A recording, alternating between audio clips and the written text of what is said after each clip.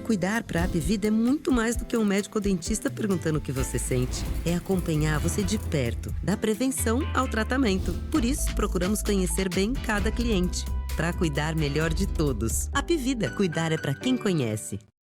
E você? Hoje é quinta-feira, acabei de confirmar que hoje é quinta-feira e mais uma vez eu estou muito feliz, principalmente porque a quinta-feira já começa a me conduzir levemente, equilibradamente para o fim de semana. E isso vocês sabem já, né? Eu gosto muito. Mas a grande razão do meu entusiasmo nesse início de tarde da quinta-feira é que eu estou recebendo aqui uma personalidade, eu estou recebendo uma protagonista do profissionalismo voltado para a segurança de dados, que com absoluta certeza, primeiro porque eu, no meu dever de casa, eu mergulhei na expertise dela baseado justamente no seu CV, né? no currículo dela. Então, eu tenho certeza, eu estou prevenindo vocês, hein? Eu vou falar só para vocês. Ela vai fazer revelações aqui nessa nossa conversa e, ao mesmo tempo, vai nos ensinar coisas que serão muito, muito úteis na hora da gente evitar dores de cabeça, perrengues e descuidos em relação à proteção, né, que nós precisamos levar em conta sempre que estivermos mergulhados, sempre que estivermos ali atuando no mundo digital, que é um mundo digital, mas muito real. Eu estou falando da doutora Thalita Odete, e ouçam só, quando eu falei em expertise, o que eu tenho a dizer sobre ela. Ela é Data Protection Officer pela Exim, e numa tradução livre significa que ela é uma profissional de proteção de dados pela Exim. Ela é advogada especialista em advocacia empresarial e LGPD. LGPD, gravem essa sigla aí, LGPD, porque ela vai já, né, traduzir para a gente tudo isso.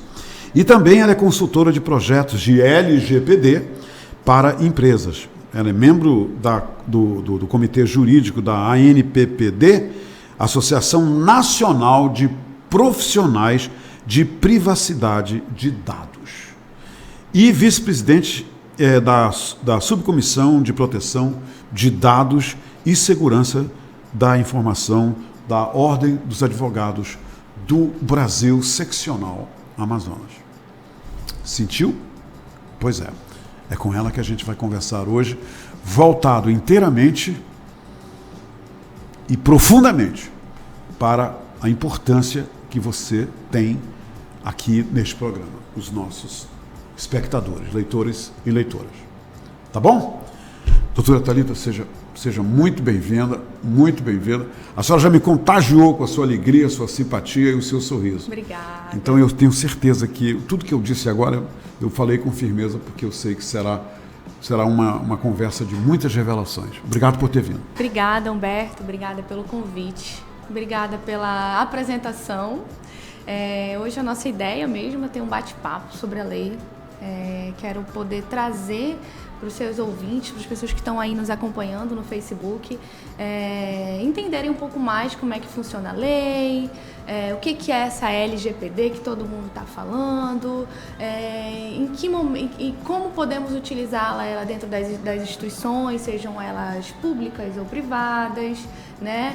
Por que se fala tanto em projetos de adequação? Por que então é um projeto? É uma coisa grande, é uma coisa pequena que tem que ser feita, né? Então, hoje, nosso bate-papo é para falar sobre a importância da LGPD. A LGPD, ela trata justamente na proteção de dados. Né? Exatamente. Proteção de dados. E a proteção de dados, a primeira coisa que a gente tem que revelar aqui, que inclusive é um ensinamento para mim mesmo, essa proteção de dados ela é aplicável inteiramente nas empresas, na pessoa física e na pessoa jurídica. Quer dizer, essa lei de proteção de dados, ela é voltada para a pessoa jurídica e para a pessoa física? Perfeito, A LGPD significa Lei Geral de Proteção de Dados, tá? É uma lei que foi publicada em 2018, entrou em vigor em 2020 e já estamos aí há quase 2 anos do momento que ela entrou em vigor e muita gente ainda não se adequou. Né? Então, para quem que ela se aplica? Para qualquer tipo de pessoa, seja ela física ou jurídica, que trata dados pessoais de pessoas naturais. Por que a gente fala pessoas naturais? Né? Então, a partir do momento que a pessoa nasceu, ela já adquire direitos por meio da Lei Geral de Proteção de Dados. O que isso quer dizer? A proteção dos seus dados pessoais. E isso é extremamente relevante porque, recentemente, a proteção de dados ela se tornou uma cláusula pétrea. Ela foi incluída no rol do artigo 5º da Constituição Federal, se equiparando ao direito à vida, direito à saúde, né, direito à moradia e o direito à privacidade e à proteção dos dados. Doutora, explique, por favor, dê uma traduzidazinha no que é uma cláusula pétrea. Cláusula pétrea é uma cláusula, é um artigo que está dentro da nossa Constituição Federal, que impossibilita, que dificulta a alteração desse direito. Então, existe um direito dentro da Constituição Federal que é garantido a todos os cidadãos e esse direito não pode ser mudado, jamais.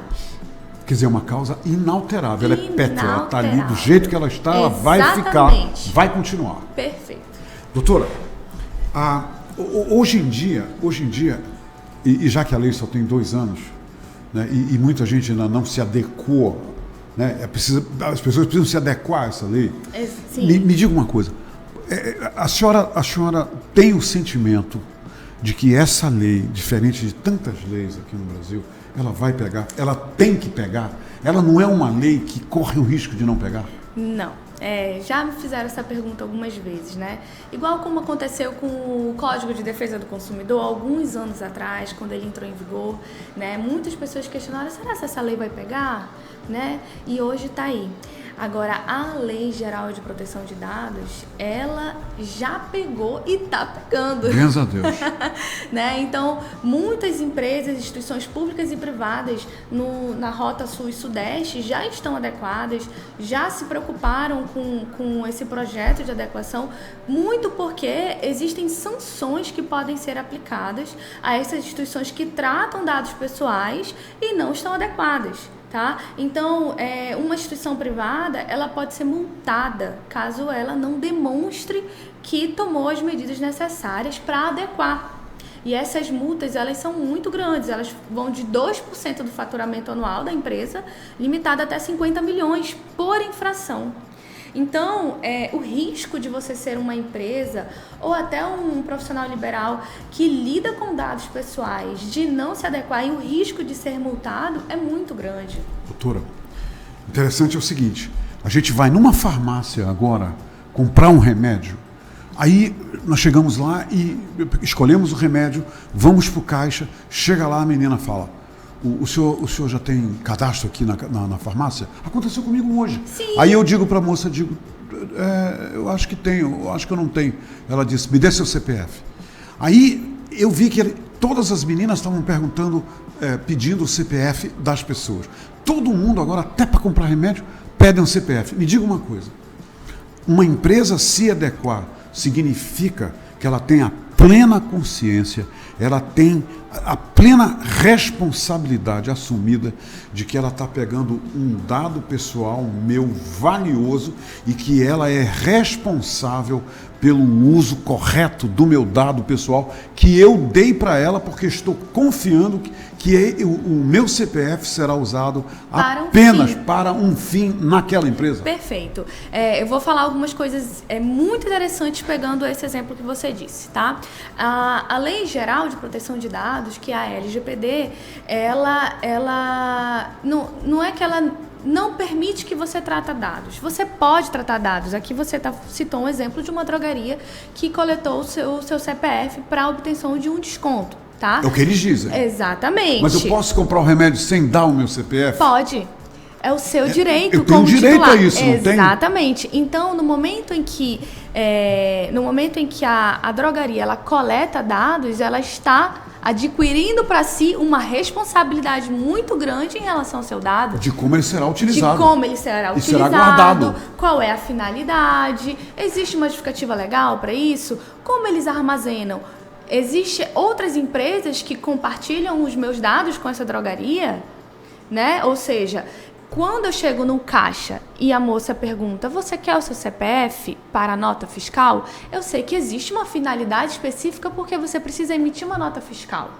Mas no momento em que você chega no balcão para obtenção de desconto, você não é obrigado a dar seu CPF, mas você autoriza a empresa a ter o seu CPF para te dar um desconto. E é importante dizer que algumas drogarias no estado de São Paulo, elas foram multadas pelo PROCON municipal, não foi nem pela Autoridade Nacional de Proteção de Dados, né? Porque eles estavam fazendo coletas indevidas de dados de clientes para essa situação específica. Ou seja, eles coletavam nome, RG, CPF, endereço, ou seja, existe motivo para ter RG e CPF de um cliente para dar o desconto? A gente tem que se questionar. Quando eu vou... um dia desses eu fiz o cadastro numa empresa, num aplicativo. Era um aplicativo de consulta, eu não ia fazer nenhum tipo de compra. Realmente eu vi que não havia necessidade deles terem meu CPF. Mas no momento que eu fui fazer o meu cadastro, ele estava pedindo meu CPF. Aí eu me questionei, para que ele quer meu CPF? Não tem necessidade. A senhora recomenda, então, para essas pessoas que estão me olhando, nesse momento, que elas deveriam fazer esse tipo de questionamento que a senhora vê? Para que ele quer o meu CPF? Pronto. É uma pergunta importante para a pessoa mesma se responder? Isso é importante, você se questionar por que essas pessoas estão solicitando esses dados específicos. Então, se eu vou numa padaria, se eu vou numa empresa, se eu sou um funcionário que estou participando de um processo seletivo, eu preciso me questionar e questionar o motivo dessas pessoas estarem me perguntando certos tipos de dados. Por exemplo, posso até citar de uma empresa em que eu fui fazer adequação e o processo de recrutamento e seleção deles questionava qual era a religião. Religião? Pronto, porque a empresa queria saber se a pessoa ia ter disponibilidade ou não de trabalhar aos sábados, porque existe uma religião específica que não se trabalha aos sábados. Os fiéis não trabalham no sábado. Exatamente. Então eu questionei para essa pessoa do RH, né, que nós estávamos num processo de adequação da empresa. Por que você está pedindo isso? Por esse motivo. Aí eu falei, olha, infelizmente esse dado não é pertinente para o teu processo de recrutamento e seleção. No momento que você faz esse tipo de solicitação para o teu futuro funcionário, você está fora da lei, porque você está coletando dados em excesso. Quanto mais dados você coleta, mais responsabilidade você adquire para si. Mas você precisa ter em mente que eu não posso coletar qualquer dado. Eu tenho que coletar aquilo que é realmente necessário para eu cumprir com a minha finalidade. Doutora, isso que a senhora está dizendo é fascinante. Agora, me diga uma coisa. Do minuto que eu, num gesto de confiança com aquela empresa na qual eu estou mantendo ali, naquele momento, aquela relação, aquela transação, né? Então, o meu dado é entregue e tudo mais. Me diga uma coisa. Quem é que fiscaliza essa empresa e a maneira que ela vai utilizar ou guardar o meu CPF? Qual é o mecanismo de fiscalização existente e amparado pela lei de proteção de dados? A senhora pode me dizer? A lei, ela criou uma autoridade, um órgão, uma entidade que se chama Autoridade Nacional de Privacidade e Proteção de Dados, é a ANPD. Da qual a senhora pertence? Não, essa é a ANPPD. Essa é a ANPPD. A ANPPD é uma associação dos profissionais. E a autoridade que eu estou falando é a ANPD. Você está acima essa aí. A ANPD, inclusive, ela se tornou uma autarquia recente, ou seja, ela está com muito mais autonomia, né, para fiscalizar. E a ANPD, que foi criada junto com a lei, é uma autoridade que vem para fiscalizar, para regulamentar a lei, né? Então a lei está aqui e agora ela trouxe várias regulamentações que a lei precisava ser mais profunda. E então a Autoridade Nacional de Proteção de Dados, ela é a responsável por fiscalizar as instituições que tratam dados pessoais, sejam elas entes públicos ou privados, tá? Então, só que o que a gente precisa pensar é que não tem só a Autoridade Nacional na cola. Tem o sistema judiciário, tem o próprio PROCON, que eu citei para você recentemente. Então, o sistema judiciário através de quem? Da OAB? Não. O próprio sistema, todo o poder? O sistema judiciário. Por quê? Porque no momento em que os meus dados são vazados ou são tratados incorretamente, ou se eu tive algum prejuízo por conta da falta de segurança ou da falta de porque a tendência é ter o prejuízo, né, doutora? Eu, enquanto dona desse titular desses dados, eu posso ir junto ao judiciário e requerer dano moral. Olha só, interessante. Existem diversos processos judiciais, inúmeros processos judiciais que já estão rolando já há um tempo, desde quando a lei entrou em vigor, de pessoas que entraram com o processo requerendo reavendo dano moral ou material em função de uma falta de implantação de LGPD dentro de uma empresa. Que tipo de sentença geralmente gera um processo desse? Indenização? Indenização, por perturbação. Por exemplo, logo no início, quando a lei foi lançada, existia um processo de uma pessoa que comprou um imóvel, né, com uma construtora, e alguns meses depois essa pessoa começou a receber ligações de empresa de imóveis, pintura, vários serviços atrelados a um imóvel, né?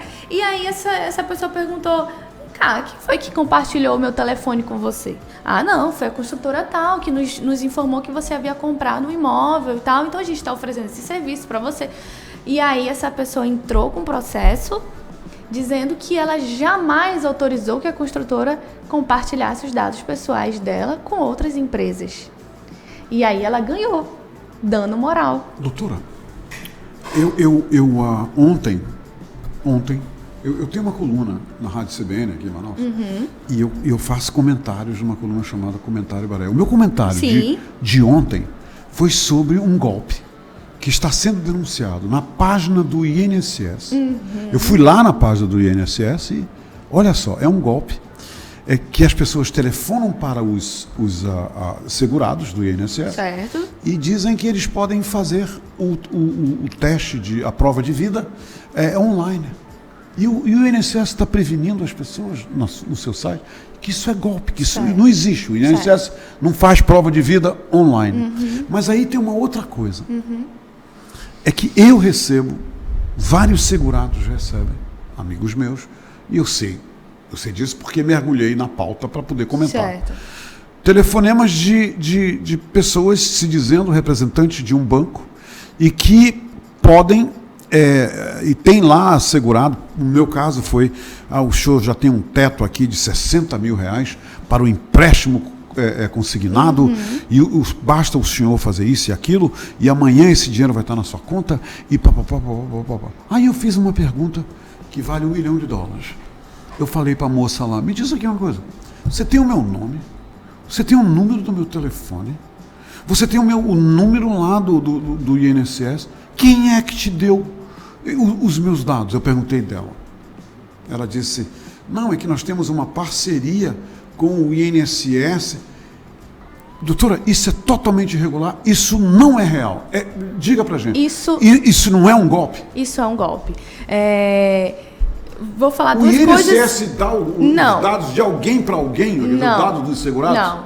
Não dá. Não para instituições privadas para fazerem esse tipo de abordagem com o senhor, não. A senhora tem conhecimento desse tipo de abordagem? Sim, não só pelo INSS, que é uma instituição pública, mas de outras instituições, outros tipos de abordagem. E o que é importante a gente saber? Embora a lei ela traga parâmetros mais elevados de segurança, né, que obriga as instituições, como sempre eu já falei desde o início, tanto as instituições públicas e privadas a se adequarem, Nunca, mesmo que eu adeque, nunca um ambiente será 100% seguro. Não existe esse Não ambiente, existe. né? 100% seguro. 100% seguro não. Porém, quando eu adequo, eu treino pessoas, eu coloco anúncios de que está havendo um golpe para evitar que outras pessoas caiam nesse golpe. Então, o que o INSS está fazendo? Colocou no site informando que está havendo um golpe, explicando, ou seja, ele está orientando que essas pessoas não caiam nesse golpe, porque existe. Mas olha que coisa interessante. Há um tempo atrás, eu até coloquei no meu Instagram, mais de 220 milhões de CPFs foram vazados na internet o ano passado. E sabe o que esse hacker estava fazendo? Hacker que a gente fala que é um hacker do mal, esse aí, né? Claro. Ele estava vendendo os CPFs de cada pessoa na Dark Web. Porque um CPF vale muito dinheiro. Então, a partir do momento que as empresas e as instituições públicas começam a entender que dado tem valor, dado vale. E eu acho, eu sei que talvez a senhora, não, quer dizer, eu tenho certeza que a senhora vai concordar comigo. O CPF hoje é um dos dados mais importantes que o cidadão pode ter. O que eu posso fazer com o CPF de uma pessoa? Várias coisas. É mesmo, doutor? Né? Até com a biometria facial de uma pessoa, eu consigo fazer várias coisas. Então, eu preciso falar para você que a lei ela traz uma classificação de dados que também tem dados que são considerados sensíveis, né? Que são dados de biometria, dados de saúde. Então, uma empresa que ela coleta digital de um funcionário para sistema de ponto, ela está coletando um dado sensível. É errado coletar? Não, não é. Mas ela precisa tomar cuidado com qual software ela está usando para coletar esses dados. Se ela implementou medidas de segurança. Se eu chego num banco, se eu chego num ambiente privado em que eles têm uma câmera de segurança, eles estão coletando imagem de mim. É verdade. Né? Então, qual é a política de privacidade e segurança de dados que essas empresas têm? Eu vou no supermercado, tem uma câmera coletando imagem de mim.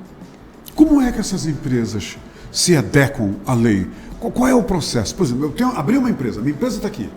Ok, eu não estou adequado a nada, mas eu quero me adequar à lei. Qual é o meu primeiro passo? Pronto. Vocês dão um treinamento para a empresa? Como é que é feito isso? Esse é um processo que, como eu falei no início, existe um projeto de adequação que é feito para a instituição. Seja ela pública, privada, pequena, grande, né? Então, primeiro você precisa pensar, eu coleto dado pessoal, eu trato dado pessoal. Então, tratar dado pessoal quer dizer que ou eu posso coletar, eu posso transmitir, eu posso enviar. Então, existem várias formas de você tratar dados pessoais. Então, o primeiro questionamento que você precisa fazer é, eu trato dado pessoal dentro da minha empresa ou dentro da minha instituição? Sim, trato. Então, a partir de então, agora nós vamos mapear esses dados. A lei, ela obriga que essas empresas, essas instituições públicas e privadas, elas tenham mapeado esses dados. O que é mapear os dados? Então, eu tenho um processo interno dentro da minha instituição, que vamos citar aqui, por exemplo, um supermercado, né? Tem um processo dentro do supermercado que é o pagamento, que é o momento em que eu chego no caixa e vou pagar meus produtos. Que dado eu coleto para pagar? Não, então eu vou precisar do CPF. Por que eu vou precisar do CPF? Para emissão de nota fiscal. Veja, tem uma finalidade específica, né? Vou indicar a base legal. E se eu disser para a caixa, para a moça no caixa, eu não quero a nota fiscal. Não, eu não quero ainda CPF. Assim? Eu não quero meu CPF na nota fiscal. Ok. Então é isso. Eu posso optar por não ter o meu CPF na nota fiscal. Ela emite a nota fiscal, mas sem o meu CPF. É isso?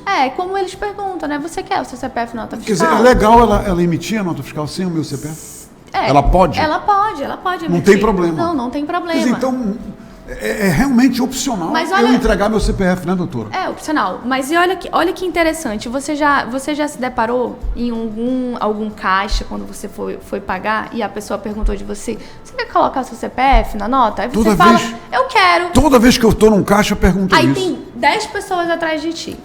Aí ela vai falar assim pra você, então me diga qual é o seu CPF. E ela digita, e aí eu falo. Fala em voz alta e tá todo mundo ali atrás ouvindo o teu CPF. Eu fiz isso hoje, acredita? E aí eu me pergunto, que medida de segurança essa empresa colocou pro meu CPF? Porque tem uma pessoa bem aqui atrás de mim me ouvindo. Agora, você já foi comprar num lugar em que a pessoa pediu para você digitar o seu CPF, ao invés de digitar em voz alta? Sim, tem um supermercado aqui que faz isso. Isso é uma medida de segurança implementada. Interessante.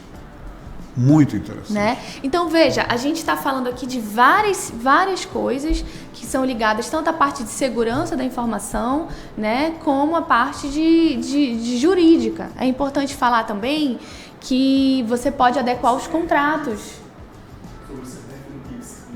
Sim. Então, perguntou aqui sobre o Pix. Sim. O Pix é um sistema de transação bancária entre bancos que existe aqui no nosso país, e ele, inclusive, está dentro de um processo administrativo lá na NPPD por causa de um suposto vazamento de dados. O Pix é seguro? Não é seguro. Eu por exemplo, interessante, eu recebo Pix, eu envio Pix, mas não me pedem o meu CPF e eu não tenho entregue meu CPF para envio de Pix. Pronto. Ainda hoje eu fiz uma transação com o Pix assim, e não entreguei meu CPF. Pronto. O Pix, você pode colocar o CPF, você pode colocar o número de telefone ou um e-mail. Né? Você pode escolher essas opções. Quando você me manda um Pix, eu me envio um Pix, aí você tá, qual é o teu Pix? Aí você fala, meu CPF, ou meu Mas aí meu é uma e-mail. opção, né? É você uma tem opção. opções. Exatamente. O número do seu telefone é uma opção. A opção, digamos assim, menos pior de você dar é o número de um telefone. Sim. Mas a gente sabe que existem inúmeros golpes hoje com o número de telefone de uma pessoa. É verdade. O Pix não é muito seguro, embora a gente use muito ele hoje, porque é muito mais fácil você fazer uma transação entre bancos, né? Claro. Mas você tem que tomar cuidado. Por exemplo, essa semana eu estava falando para uma pessoa que ela pega muito Uber, e alguns Ubers, eles estão usando o sistema de Pix, né? Embora o próprio aplicativo do Uber não recomende que você pague o motorista com Pix, porque tem dentro do aplicativo uma O aplicativo forma de do Uber pagamento. não recomenda isso? Não recomenda. Ele recomenda que você ou pague com cartão dentro do aplicativo, que é como ele consegue assegurar, Sim. ou você paga em dinheiro. Em dinheiro, sim. E aí, quando você usa o Pix com o Uber, você não conhece aquela pessoa, né? Você tá dando para ela dados do teu banco e você conhece, ela vai embora depois. É verdade. Né? Então, uma coisa é você tratar um Pix, uma transferência bancária com alguém que você conhece, você de repente sabe ali a procedência, mas uma pessoa que você tá pegando ali um Uber, lá você, mas eu não dou meu número para ele, é ele que me dá. No momento em que chega lá, o valor lá no extrato bancário dele, no comprovante, vai aparecer o teu dado, vai aparecer teu nome, vai aparecer parte do teu CPF, vai aparecer algum dado teu. Então, não é tão seguro assim. Eu não posso pagar com Pix. Olha, não é tão seguro. Você tem que tomar cuidado. Então, se você puder, evite. Pague com Pix somente com pessoas ou instituições que você acredita que seja seguro. Doutora, que tipo de treinamento é dado para essas pessoas que trabalham nos supermercados, nas farmácias, etc., que recebem o meu dado principal, que é o meu CPF? É ela quem digita ali, é ela quem fica com aquilo ali na tela. Que tipo de treinamento é dado em termos de segurança para essas pessoas? Essa pergunta é interessante porque hoje o nosso maior gargalo, o nosso maior, digamos, problema, né, é porque a gente lida com pessoas. E existe uma rotatividade, às vezes, muito grande dentro de uma empresa. Então, no momento que você implementa a LGPD, você muda a cultura da instituição para mudar aquele pensamento de que não precisa ter segurança. Então, no momento que você implementa, você também muda a cultura. Então, quando você não registra os processos, quando você não cria políticas, você não consegue manter essa cultura. Então, uma das formas de você implementar a LGPD é treinar os seus funcionários, tá? Explicando para ele o que é a lei, por que serve, por que ele tem que ter segurança no tratamento dos dados e porque ele pode ser responsabilizado. Inclusive, existe algo muito importante que eu quero dizer para vocês e para as empresas que têm funcionários. Já existe decisão judicial trabalhista condenando um funcionário por justa causa com base na LGPD. Interessante. Por quê? Esse funcionário ele foi treinado, a empresa implementou as medidas de LGPD, treinou o funcionário e esse funcionário pegou os dados de um cliente e vazou. E aí a empresa descobriu... Usando o treinamento que ele recebeu. Mesmo sendo treinado. A empresa descobriu e demitiu ele por justa causa. E aí o juiz aprovou a condenação por justa causa. Olha só. Na seara trabalhista, a gente não está nem falando na área administrativa, nem na área civil, né? Então, hoje, as empresas que se adequam à LGPD, elas têm vantagem com outras empresas. Daqui a um tempo, você não vai mais conseguir formar parceria com outras empresas se você não estiver adequado. Uma coisa interessante, Humberto, que eu percebi aqui no nosso estado, é que nenhum município está adequado à LGPD. Isso é um dado alarmante. Se já estão... Nós só temos essa lei se adequando no município de Manaus. Nos outros 60... Do interior do estado, eu não conheço um município. Não conheço nenhum município. E a lei está aí há 2 anos. Há 2 anos. E outros órgãos e entes públicos... Por que, uma leitura sua, por que os municípios até hoje estão relegados aí em segundo plano em relação a uma lei que é tão necessária, é uma lei tão importante para todo cidadão, não importa onde ele mora? Eu acho que vai muito do gestor do município ou do ente público em querer levar com seriedade essa lei. Ou está esperando, de repente, uma sanção administrativa, né? Eu acho que esse não é o ideal. O ideal é você demonstrar para o teu munícipe, para o teu servidor, que você trata os dados com segurança. E o gestor que a senhora está falando é o prefeito, né? O gestor. Pode ser o prefeito. Talvez o prefeito nem conheça ainda sobre a lei, mas deveria, né? Doutora, a senhora é vice-presidente da Subcomissão de Proteção de Dados e Segurança da Informação da Ordem dos Advogados do Brasil, seccional. Isso. Qual é o papel da OAB com essa subcomissão? Pronto. Qual é o papel dessa subcomissão na OAB? Então, a OAB, ela tem várias comissões, né? Essas comissões são formadas por advogados e essa comissão, que é a nossa Comissão de Privacidade e Proteção de Dados, ela traz várias atividades para conhecimento dos próprios advogados, para as empresas. Então, a gente realiza eventos de conhecimento, de treinamentos. Internos? Externos. Externos também.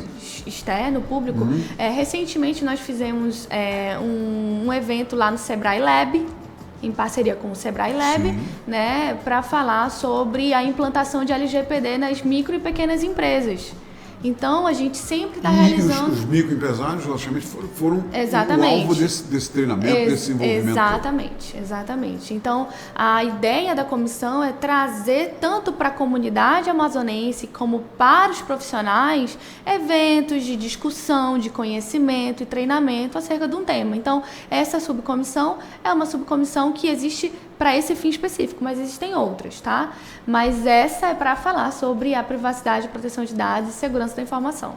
Quais são os passos dessa subcomissão em termos do passar do tempo? Vocês vão sempre desenvolver eventos como esse para propagar a lei e, ao mesmo tempo, há um interesse da OAB de que a lei seja realmente muito mais propagada e conhecida? Com certeza, Humberto, porque a lei ela precisa gerar uma necessidade de quem trata dado tratar com segurança, né? Então, a nossa ideia é difundir que os dados precisam ser tratados com segurança. É o meu dado, é o seu dado. Eu tenho direito sobre esses dados e eu não posso deixar que qualquer pessoa trate de qualquer forma. E a falta dessa segurança pode atrapalhar muito a vida de muita gente. Tanto da vida pessoal, enquanto Sim. eu como titular, como de empresas. Olha só, te contar uma coisa interessante que aconteceu comigo. Recentemente eu comprei um número novo numa operadora e esse número pertencia a Um número de celular. um número de celular. Sim. E eu comprei esse número 0, fui lá na operadora e comprei. E por um acaso, esse número foi de uma pessoa antiga, né? Acontece isso, às vezes a pessoa deixa de pagar e aí a operadora suspende o número e vende o número de novo. E aí foi esse o caso, eu comprei um número que já tinha sido de uma pessoa. E eu recebia várias ligações me cobrando, eu vou citar o nome de tal de Juarez. E aí, aqui é a empresa tal, nós estamos... Quem está falando? É a mulher do Juarez, é? Eu sempre atendi, Oh, olha, meu aqui não é o Deus. Juarez, esse telefone é novo, eu comprei esse número e fiquei meses. Até que um dia eu resolvi atender como se eu conhecesse a pessoa. Ok. Né? E aí eu falei assim, olha, de que empresa você é? Nós somos uma empresa que faz cobranças de uma instituição de um banco. Falei, que banco? O banco tal. Falei, tá bom, então, tudo bem. Aí eu fui lá no site do banco, procurei o número do DPO, que é o encarregado de dados, e mandei um e-mail para ele. E falei assim, olha, recebo constantemente ligações em nome de Juarez, dessa empresa que está cobrando ele, em nome de vocês. Eu gostaria solicito que você retire do cadastro de cobranças o meu número, com base no meu direito na LGPD. Claro. Pois nunca mais recebi ligações. No outro dia, o próprio banco me mandou uma mensagem informando: seu número foi descadastrado e você não receberá mais. E aí não recebi mais. Então, quando a pessoa sabe o direito que ela tem, ela sabe aonde buscar o direito dela, ela tem muito mais, ela é muito menos perturbada. Isso acontece todo dia. Agora, enquanto empresa, no momento em que eu não trato com segurança, ou como uma instituição pública ou privada, no momento que eu não trato com segurança os dados dos meus servidores, ou dos meus funcionários, ou dos meus clientes, que credibilidade eu tenho? Perfeito. Qual é a credibilidade que eu tenho? Se eu te perguntasse hoje, você preferiria comprar com uma empresa na internet que te dá segurança ou com uma empresa que você sabe que já vazou dados? Pois é. Essa é uma resposta muito fácil, né? Pois é. Eu vou optar pela segurança sempre. Sempre. Então, assim, a dica que eu gostaria de deixar, assim, claro, existem outras coisas que nós podemos ainda conversar, mas é que qualquer empresa que queira se adequar, que ela procure mapear seus processos, identificar que dados são coletados, a finalidade, se é uma finalidade legal, né, que está dentro da lei, implementar políticas de privacidade, se ela trabalha no e-commerce dentro da internet, que ela implemente políticas de cookies, certo? Que eu não sei se você já viu que hoje, agora, todo site que a gente entra sobe aquela mensagem. Sobe. Cookies. Você concorda? Aí você concorda? Você sabe é bom concordar, Você né? sabe o que é cookies? Não sei. Cookies são pequenos dados que são coletados de você na internet por meio de uma página. Então, existem vários tipos de cookies. Existem os cookies essenciais, os cookies de marketing, existem diversos.